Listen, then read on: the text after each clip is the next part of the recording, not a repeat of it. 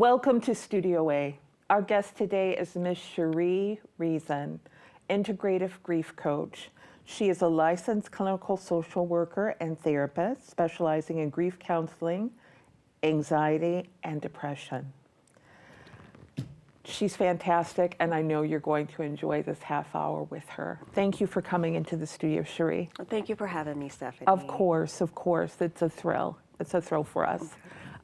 This is the first time I've interviewed you. Mm-hmm. We just met Yes. at Miss Kathleen Benson's birthday party. Yes, our dear friend. Yes, our dear and lovely friend. Yeah. We've had Kathleen and Vic, her husband, on a couple of times. Kathleen on twice, I think Vic on once with Kathleen. Anyway, I am excited to talk to you because therapy is so important. Mental health is it's paramount. Yes. Physical health and mental health goes right hand in hand with it. Absolutely. But let's start at the beginning and talk about you. Where are you from, ma'am? I am from Fort Wayne. Well, I was born in Chicago, Illinois, but when I was around 2 years old, we moved to Fort Wayne, Indiana. Okay. So I practically grew up here. Okay. So you attended high school here? I did. Elementary school, high school? Elementary, middle, high school. Middle, high school. All of my formative years. All your formative years. What high school did you attend? Snyder Panthers. Very nice, very nice. And where did you attend college? I graduated from Ball State University. Okay. And so I will say my collegiate journey has been colorful, but I graduated from Ball State University with a undergrad degree in health science with an emphasis on health education. And with that degree, I always knew that I just wanted to help people, but I was unsure about where that would lead to. Have you ever been interested in psychology? I was, and for a minute there, I was looking into psychology as a major, but what I was leaning towards, I realized I was really undecided at the time. All my goal was I knew I wanted to help people. And I originally wanted to be a doctor. I wanted to be a PhD. Yeah, yes. That was my whole, when you ask you in school, what do you want to do when you want to grow up? I wanted to be a doctor. I wanted to be a pediatrician. Okay. And I thought I wanted to be in the health field. All I wanted to do is I wanted to help people. Okay. That's been the consistent theme. Yes. Yeah. And so I got to college and realized I don't think this is for me. I didn't think the medical field was for me. Okay. So it was a lot of research and things like that. And what I landed on was Ball State had a health science program that more likely aligned with what I want to. It was in the health field, and it was helping people, but in a different capacity, which I really think it led and opened the door to eventually becoming a social worker. Okay, so and how did you become a social worker? Oh my goodness, so I landed a job with the Noble County Department of Child Services. So I was a family case manager. Okay. And so that was my first foray into social work, and that's really at the time all I knew about it. All right. But at the time, the department was encouraging their FCMs to get an advanced degree, and it was social work. Okay. And so I was like, as I was reading into it, I was like, this is more along the lines of what I wanted to do. And so in August of 2014 is when I enrolled in the graduate program, the master's program of social work through IPFW. It was the IU Indy School of Social Work, but it was on the IPFW at that time campus. Okay. Okay. Yeah, and that was really what started that journey. What did you like about social work? I imagine it had to be very challenging once you delved into it, but what did you like about it? Well, what's so appealing to me is there's so many different areas and avenues of social work that you can go into that I didn't know at the time. Honestly, when people, I think when they hear social worker, they go to like the case manager and child welfare, which is a big, huge, important role. Right. But once I got into it, like there was, you can do the clinical work, which is eventually the avenue that I went down, which is allowed to do mental health and therapy and things of that nature. But you can go into policy, like you can work to affect change on the macro level, on the meso level, and the micro level. So I'm work more so on the micro level, so individuals and groups and whatnot. But it was just so many avenues from case management. And as I reflected back on my journey, I came to realizations like, you know what, I set out what I wanted to do, which was helping people. And in the health field, I thought it was medical health at the time, but I realized it's come full circle. I'm doing exactly everything that I set out to do. It just looked different. And I think that is also a lens of social work, is thinking outside the box and working. The big picture. The big picture. I always describe when my clients come in is the social work lens is I compare it to like a puzzle. And so I say everyone has probably done puzzles at some point in their lives. And there's also been a puzzle to where you've come and realized, I don't have all the pieces. And so I see individuals as made up of many different puzzle pieces that through life and circumstances, they get damaged, they get lost along the way. And I always felt like therapy as a tool to help to provide you the tools to help put your puzzle back together in a way that makes sense. Oh, that's brilliant. Wow, that totally makes sense. Yeah. I like that. I like that. So tell me, we've already talked about you were a family case manager for the Indiana Department of Child Services in Noble County. How long did you do that? That was, I believe, about 2.5 years. How do you do a job like that and not get burned out? Well, it's difficult. And that's honestly a part of the reason why I transitioned out of that role, because it was a lot. And at the time, and they've grown since, but when I was there, it was a very small department. So I was maybe 10 of us total. And so we were doing both what they call the like assessment. So when there was an allegation of child abuse or neglect, we would get the call and we were assessed, and we would actually go out and do the investigation. So also do an investigation. And then if it turned into a CHINS case, which is a child in need of services, then it would also be the ongoing case manager for that. So it was dual roles, and they both require different skills and different needs and such. And so at the time was doing both. And so it was a lot. It sounds demanding. Yeah, it was. But how did you keep your mental health healthy? How did you take care of yourself, self-care? Yes. Around that time, I got introduced to the concept of yoga and mindfulness actually when I was in college. And so that was something that I had continued throughout. So back during that time, I made sure that I was in some type of activity. So whether that was yoga, which was helping to calm the mind. Since it was about a 45-minute drive from my house to the office, that was a great time for me to have that downtime. And decompress. And really just kind of leave it where it was. Because that was the hardest part. Leaving it at the office. Leaving at the office, because I always felt like, these kids' lives, they like need essentially you. It was like And so, and you were their lifeline. Yes, in many ways. And you wanted to make sure that you were doing the right thing.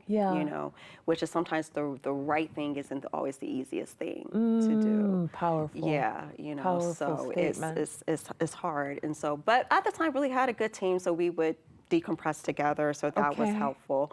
And really learning to leave it at the door. You can't take your work home with you. And it was definitely a process, but doing the unwind outside the drive was always really good. And then having things to do outside of that. So whether that was... So you made sure you had a full life. Yes, definitely. Okay, good. Now I know you've also worked for Aaron's House for grieving children, facilitating grief support groups, and you employ strength-based therapy, cognitive behavioral therapy, mindfulness techniques, and holistic interventions. Let's talk about that. Yes. So I've always said, from the moment of, I say, getting into this work, is that the mind, body, spirit works together. Okay. It's all interconnected. Okay. And I always say, I tell my clients, I was like, I'm gonna sound like a broken record. I was like, but when one thing is out of whack or out of place, so say if you're having some physical pain or some physical ailments, like that is going to affect your mental, and that's going to affect the emotional. Okay. Because when we're dealing with chronic pain, or just if you think about when you have a headache, Yeah. and how that makes you feel, like you're tired, you're exhausted, and it's hard to sometimes think clearly. Yeah. And you're thinking like, oh my gosh, like when is this going to end? You know, what is this, you know, pain pill going to kick in, ibuprofen Right. or whatnot, and it really can affect how you're feeling for that day. You know, it's like, or if you're having like a not so great mental health day, that Okay. we can feel sometimes like, you know, so maybe it's just a heaviness. You may not be able to describe, it may not be an actual pain sensation, but the words that we use, it's just like when we're feeling sad, it's like, oh, I just feel heavy, you know, or sluggish. Overwhelmed. Overwhelmed, Yeah. you know, or if I'm feeling anxious, it just Yeah. feels like, you know, all over the place, Yeah, or you're right. flighty, or, you know, and so they are all interconnected. And it was through a series, I would say, life experiences that was able really to see how they were interconnected and how they blended, and going through my own, I would say, my own grief experiences and whatnot. And it was a combination of therapy and having my own therapist, and then it went into a foray of other more, I would say, like less traditional, more holistic practices that help me to better understand how my emotions feel in my body. The mind-body connection. Yeah. Okay. Because, you know, when we feel a lot, we use the word all the time. It's like, I feel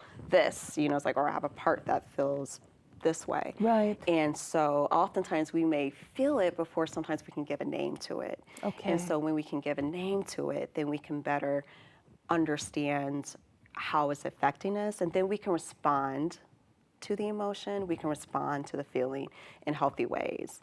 And so bringing integrative practices, I feel it's like, I never feel like it's a one-size-fits-all type of situation. I never believe that. And so being able to utilize like my clinical therapeutic skills, and also to support, you know, some of those more holistic, from like Reiki. I'm a Reiki practitioner. And now tell us, what is Reiki? Reiki is a form of energy practice and energy work. It is based off of Japanese ancient thinking, philosophy, medicine, and it works with like energy and chakras, and chakras, what that simply means, it's just like, yes, it's body system, it means spinning wheel. So they're energy centers. So you can think about it, if you, along your spine, you have these 7 major chakras that are the energy centers that's connected to different organs and functions and even conditions. And so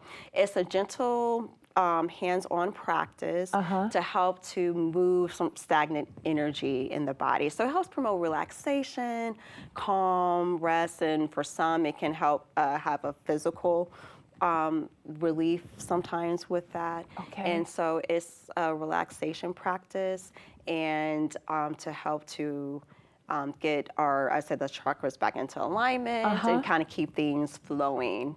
Yeah, so so that was something that I personally, for me, that has been such a helpful, it's a consistent part of my practice as well. Okay, all right. Let me ask you, one of the things that I noted in researching you was that you offer a safe, non-judgmental environment. And that non-judgmental statement really stuck out to me. Why is that important? Because a lot of times when we are going through anything, that we feel like we're alone. And sometimes the thoughts that we feel or the thoughts that we think in what we feel. We can feel like, oh, I am the only one that feels this way, and I'm alone, or I feel crazy. Yeah. You know, like Yeah. no one else, like, you know, sometimes it feels, I've had people come and it's just like, is this normal? Like, I feel like I'm going crazy, because a lot of times it's just a lot of stuff can be going on at Angst. once. Yeah. Like, can be a lot of angst. It can be just a lot of everyday stressors. Okay, That like pile watching up. the news and what's happening in our communities. Absolutely. Yeah. And it can just be what's going on in life, from picking up the Work, kids and yeah. work and Family food and life, how and yeah. providing Yeah. and maybe at one point like things were going like, hey, I got it all together. Yeah. And now all of a sudden it feels like add one more thing and it's going to topple over. Okay. And so, and what I've heard sometimes from people when they seek out help, or they're talking to their friends or family, where they hear it's like, oh, you know, you got it, or it's not that big of a deal, or it could be worse, or there's always something that someone has it worse than you. So even though the intentions are good, I think when people say those things, you know, it's like, oh, you got this, girl. Like, don't worry about it, which they're, you know, trying to be encouraging and uplifting. But what it does, it minimizes and it makes us think like, oh, well, maybe I shouldn't be feeling that way. Yeah. Maybe there is something wrong, Yeah. you know. And I always say that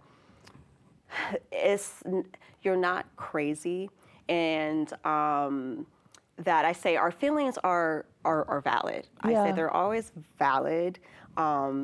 Sometimes we can realize it might be, maybe we had an overreaction. Maybe sometimes it can be irrational, but they're always valid. Okay. And so if we can understand where it's coming from, because a lot of times it's rooted and stemming from something else. So if you feel it, it's real. It's real, yeah. Yeah. And it's how we respond Okay. or react Okay. to that thought or that feeling. That's why I said that's sometimes where we can have positive or negative consequences, or, you know, bad or good outcomes. It's like, but having the thoughts, having the emotion or feeling behind it isn't bad. And so when people come into my office, I want them to know that that is okay. And it's always been my intention, and the greatest compliment that I can get when people come into my space is like, oh, like you can almost feel like the relief. Like your office is it's so cozy. It feels it's so warm and so inviting. I feel safe.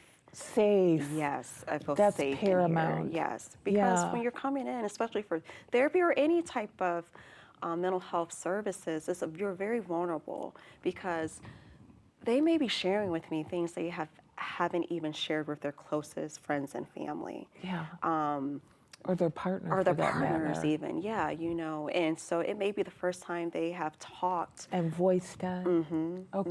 Yeah, and so to be able to come into a space to where, oh, I can share this and not feel that I'm being criticized or judged, which just further creates shame and guilt. And even shame and guilt, I said, they're not bad emotions. They're indicative of something, but they may be misplaced. So maybe we feel shame over something that happened to us in our response, and depending on the situation, maybe the person was told you like, you know, oh, you know, it's your fault, you know, or you have always been the caretaker in the family, and when you decide, you know what, I'm going to go on vacation, or I'm just going to turn my phone off for a little bit, and then you get scolded about it. You know, like, well, why weren't you doing this? And then internalizing those feelings. Yeah. And then that changes the way you think about yourself and the situation. Absolutely. Okay. Yeah. Okay. All right. I know that therapy in the African American community has been traditionally taboo. Yeah. How has that changed? How have you seen that change? I have seen, just I would say within the past 5 years of my practice, I've seen more and more African Americans, especially African American women, come into my office. And I call the individuals that come into my office, I was like, you guys are the cycle breakers. Yeah. You're the generational curse breakers, so to speak. Yeah. You know, that's something, a terminology that, you know, is frequent, you know, in our community. Yes. You know, and they understand that. Yes. And so when they come into therapy and they see someone that looks like them. Right. I've heard. And how important is that? Yes. Well, what I've heard and what's been told to me is just like there's just some things like I don't have to explain. Exactly. Yeah, that we just get. Yes, And the yes. nuances behind it. Yes. And I think over time, and what I'm hearing is just that therapy has been destigmatized in many ways. We learned by like what's done in this house stays in this house is not healthy. Right. And if we can normalize that, and I think with having more therapists that look like me, more therapists that are in this field, it helps to create, again, this sense of comfortability, and again, safety, and it doesn't automatically mean just because you have a black therapist or a black care team that it's automatically going to be cohesive. Yeah, cohesive and connecting and things like that. That may not happen. But I feel especially with more and more people with understanding, it's like, you know what? I don't think this is like, this doesn't really feel right to me, and now with the understanding and the transparency, I think that's been huge too, is just more transparency in mental health, because there has been a history to where, especially for African Americans, like going to the medical community, like we were lab rats essentially without us being known to our knowledge, So I think there's been a great push for just education as well.